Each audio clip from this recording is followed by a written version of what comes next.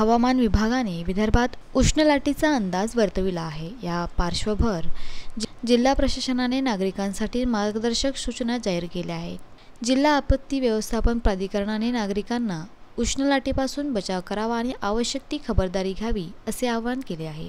तहान लागली नसली तरी भरपूर पाणी प्यावे, हलके आणि सुती कपडे वापरावे, बाहेर जाताना गॉगल, टोपी, छत्रीचा वापर करावा।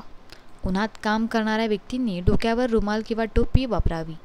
शरीरातील पाण्याचे प्रमाण कमी झाल्यास ORS, लस्सी, निंबू पाणी यासारखी पेय घ्यावी। उन्हाचा झटका बसल्यास तातडीने डॉक्टरांचा सल्ला घ्यावा।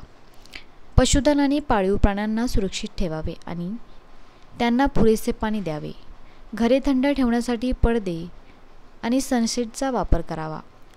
कामाच्या ठिकाणी पिण्याच्या पाण्याची सोय करावी। गरोदर महिला, आजारी कामगारांची विशेष काळजी घ्यावी। लहान मुले आणि पाळीव प्राण्यांना बंद असलेल्या गाडीत ठेवू नये। दुपारी 12 ते 3:30 वेळेत उन्हात जाणे टाळावे। जास्त शारीरिक श्रमाचे काम करणे टाळावे। तसेच उष्णतेच्या काळात स्वयंपाक करणे टाळावे।